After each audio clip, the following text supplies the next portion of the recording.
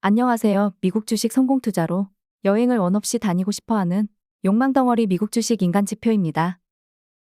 이번 영상은 미래에 대한 SOXL 주가 전망보다는 좀 더 앞으로 반도체 섹터 지수로 성공하기 위해서는 반드시 알고 넘어가야 할 부분에 대한 얘기를 깊이 있게 해볼까 합니다. 우리는 주가가 5% 오르고 단 1%만 내려도 무슨 악재가 있는지 궁금해합니다. 오를 때는 신경도 쓰지 않다가 내릴 때는 고작 1%에도 반응을 하죠. 하루하루 변동성은 사실 주식에겐 큰 의미가 없습니다. 그리고 제가 미국 주식을 좋아하는 이유 중에 하나가 장기적인 뷰로 보았을 때 세력들이 하는 짓은 별로지만 결국 기업 실적 그리고 경제에 따라서 주가가 움직인다는 겁니다. SOXX 필라델피아 반도체 지수 주봉 모습입니다. 화면상 KC 보조 지표 노란색 선을 이탈하고 내려갈 때는 미국 경제적으로 혹은 세계 경제적으로 뭔가 이슈가 있을 때입니다. 2018년 미국 금리 인상과 미중 무역 전쟁으로 인한 선반영이 주가에 반영되는 거고요. 코로나 때도 선반영에 들어갑니다. 그리고 2022년 금리 인상 선반영이 들어가죠. 이렇게만 보면 2022년도가 정말 대단해 보이기도 합니다만 월봉으로 판단해보면 노란색 선에서 그렇게까지 아래로 많이 떨어지지도 않았습니다. 이유는 뭘까요? 세력들은 노란색 선 부근까지 일단은 주가를 선반영 시켜놓고선 경제가 정말 침체로 갈 것 같으면 그 이후에 더 떨어뜨리는 방법을 택합니다. 그건 2008년도도 마찬가지입니다. 2008년 상반기까지는 노란색 선에서 크게 떨어지지 않고 반등을 하는 모습도 보여주지만 2008년 후반기에 리먼 사태가 급격하게 경제에 큰 타격을 주면서 완벽한 하락을 만들어버립니다. 즉, 2022년도 10월쯤이 바닥이었던 건 경제가 당장은 침체로 갈 상황이 아니기 때문에 다시 주가를 올렸다고 보시면 됩니다. 그게 앞으로 버블이 되건 말건 크게 중요치 않습니다. 세력들의 생각을 판단해볼 요소들은 몇 가지가 있습니다. 첫 번째가 바로 포워드 EPS입니다. 앞으로 1년 후에 EPS 상태가 어떨 것 같으니라는 의문점을 기업들이 풀이하는 게 아니라 월가 애널리스트들이 풀이합니다. 2018년도 하반기 때도 포워드 EPS는 하락을 하고 2020년도 코로나 때도 하락을 하고 2022년도도 내내 하락을 합니다. 그러면서 주가도 같이 하락을 합니다.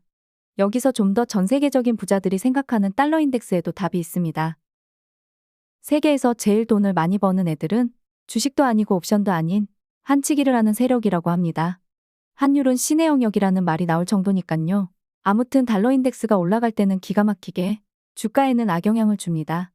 실질적으로 달러 인덱스 상승은 테크주 섹터에 악영향을 준다고 보는 게 맞을지도 모릅니다. 아무튼 2018년 12월까지 꾸준히 달러 인덱스는 올랐고요. 특이하게도 2020년 3월까지도 달러 인덱스는 크게 죽지 않더니 결국 코로나 때를 기점으로 쭉 하락합니다. 어쩌면 세력들은 2019년도부터도 뭔가 일을 꾸미고 있었을지도 모릅니다. 그게 코로나로 일어날지는 자신들도 몰랐겠지만요. 그리고 나서 2022년도에서 달러 인덱스가 급격히 상승을 하고 2022년 12월 기점으로 하락 중입니다. 이 상황에서 아직도 경기 침체가 언젠간 올지 모르지만 3개월 안에 온다고 하는 분들은 일단은 달러 인덱스부터 공부를 해보시는 것을 추천합니다.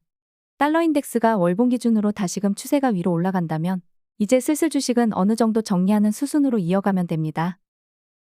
다시 주봉으로 와서 얘기를 해보겠습니다.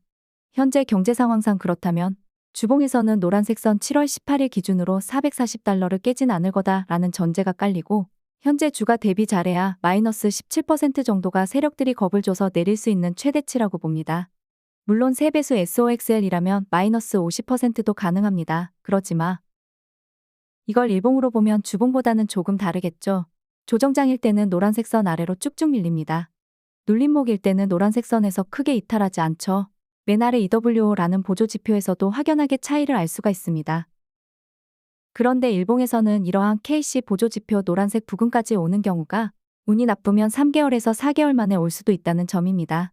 그래서 제가 시간봉으로 쪼개서 보게 된 이유이고요. 만약에 7월이나 8월에 오는 하락이 눌림목일 경우에는 이전 지지라인 SOXL 기준 20달러에서 크게 떨어지지 않고 지지를 할 겁니다. 하지만 이번이 조정장이라면 20달러에서 좀 더 내려갈 것으로 보고 있고 18달러도 열어두고 있습니다. 일봉에서 보면 눌림목일 때와 조정장일 때 확실하게 차이가 나타납니다. 눌림목일 때는 노란색 선을 크게 훼손시키지 않죠. 하지만 조정장일 때는 노란색 선에서 한번 크게 아래로 이탈합니다. 거기에 좀 더 제 생각을 추가한다면 하얀색 실선 DC 보조 지표가 아래로 쭉 밀리는 경우가 조정장일 때 발생을 합니다. 여기서 일단 기억을 해둘 건 일봉에서는 노란색 선갑입니다. 17일 기준으로 23달러입니다. 2시간 봉으로 넘어왔습니다. 노란색 선값이 올라가서 25.7달러가 되었습니다. 일본과는 조금 가격 차이가 있으니 설상 앞으로 2시간 봉에서 노란색 선값까지 주가가 도달할지라도 큰 비중을 실기가 어렵습니다. 최소한 일본 기준 노란색 선값에서 좀 더 비중을 많이 실어야겠죠. 그게 눌림목이 될지 조정장이 될지 모르지만 여기서 유혹에 빠지게 됩니다. 이 매매 기법이 나쁘지는 않는구나. 그런데 2시간 봉으로 해도 일주일 만에 올지 2주일 만에 올지 너무 답답해. 나 당장 빨리 돈을 벌고 싶은데. 그러면 좀 더 타이트하게 30분 봉으로 보면 어떨까? SOXL 30분 봉 모습입니다. 이렇게만 보면 7월 14일 매수 기회였잖아. 아, 너무 아까워. 10% 수익을 챙길 수 있었는데 말이지.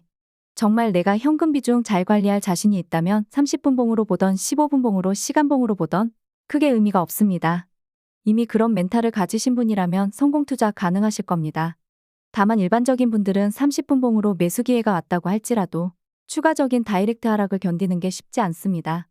거기에 더군다나 미국 주식은 우리가 자야 할 시간에 장이 열리기 때문에 본장 시간 내내 눈뜨고 볼 수 있는 분이 아니라면 더더욱 어렵다는 점이죠. 그래서 제가 기왕이면 2시간 봉으로 보는 이유이기도 합니다. 수익도 중요하지만 수익을 얻고 나서 즐길 수 있는 건강이 우선이라고 보고 있습니다.